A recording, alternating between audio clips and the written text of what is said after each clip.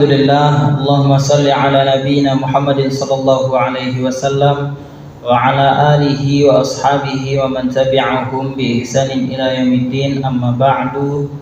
Hadirin yang dirahmati Allah Subhanahu wa taala, ada salah satu nasihat dari salah seorang sahabat, yaitu Abu Darda radhiyallahu anhu, yang sangat penting untuk kita renungkan.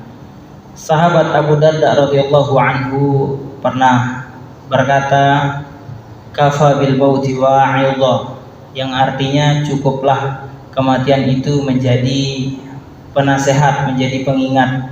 Kemudian Abu Darda melanjutkan perkataannya, "Wa kafa bid dahri mufarriqan," yang artinya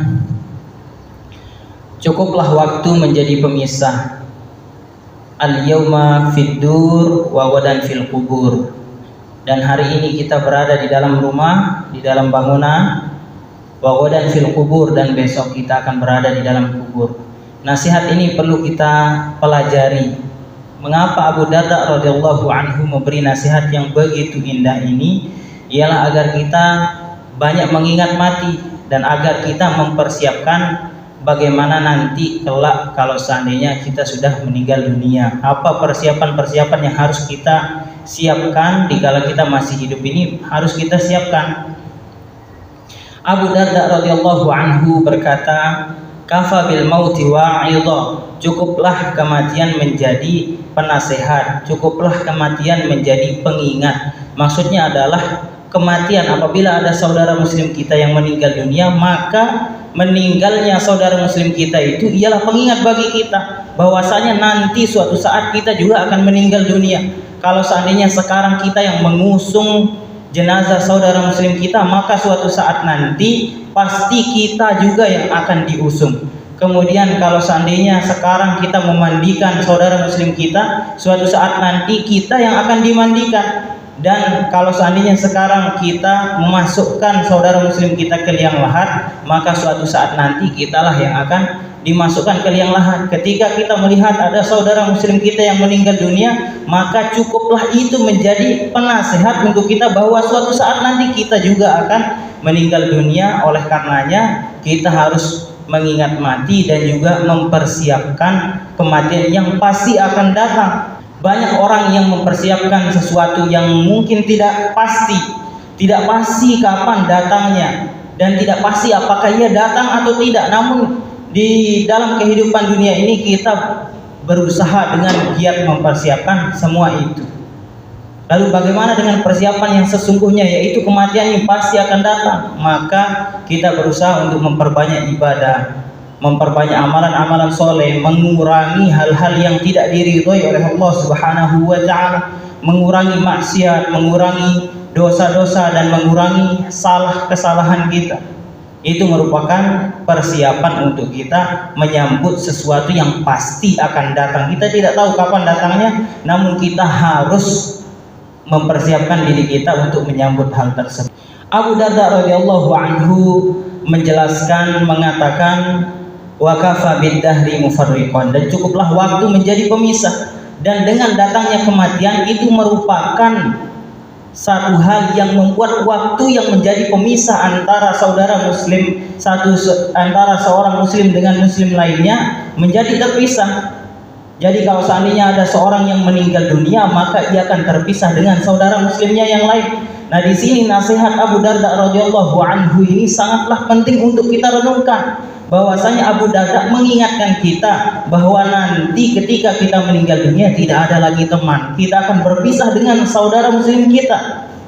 Maka yang akan menjadi teman kita nanti di alam kubur ialah amal soleh kita. Oleh karenanya marilah kita perbanyak amalan soleh. Ketika ada saudara muslim kita yang meninggal dunia, kita ingat mati, ingat juga kita akan terpisah dengan saudara muslim kita yang lain. Yang akan menemani kita nanti hanyalah amalan-amalan soleh kita.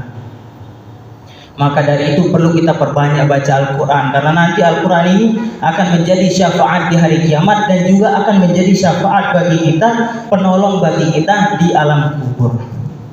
Kemudian Abu Darda radhiyallahu anhu dalam nasihat ketiganya, ia mengatakan, "Al-yauma fid dur wa ghadan fil kubur." Sekarang kita berada di dalam rumah, dan besok kita berada di dalam kubur. Ini mengisyaratkan bahwa sekarang ini kita bisa bebas. Mau apapun yang kita perbuat, kita mau duduk, kita mau tidur, kita mau selonjoran, bebas kita mau melakukan apapun. Kenapa? Karena masih di rumah kita dan kondisinya luas.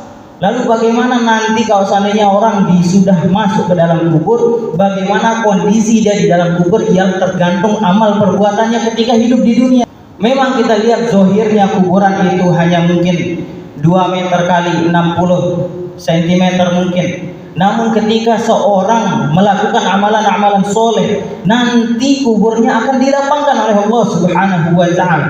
Sehingga di dalam kubur pun bisa selonjoran, bisa duduk, bahkan apapun yang akan dia lakukan di dalam kubur akan bebas melakukannya.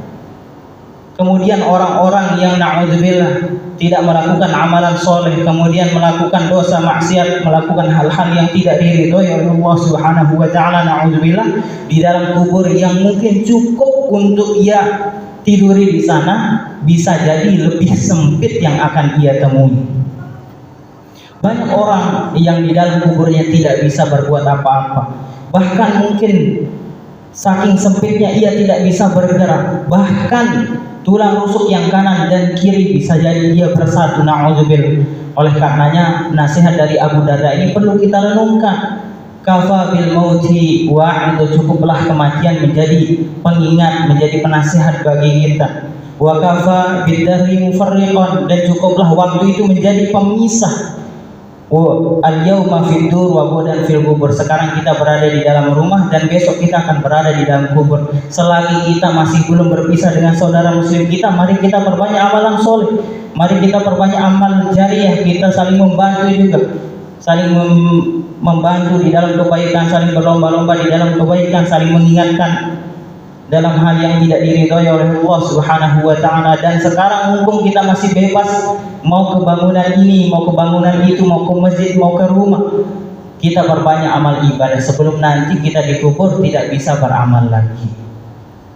Hadirin yang dirahmati Allah Subhanahu wa ta'ala, semoga nasihat singkat ini bermanfaat bagi saya pribadi dan juga bagi yang mendengarkan sekalian. Demikian, semoga bermanfaat dan semoga bisa menjadi renungan bagi kita, sehingga Allah Subhanahu wa ta'ala memberikan kita taufik dan hidayahnya, dan juga kita bisa mengamalkan apa yang telah kita pelajari, dan juga kita bisa menjauhi larangan-larangan Allah Subhanahu wa ta'ala yang tentunya telah kita kaji dan pelajari juga.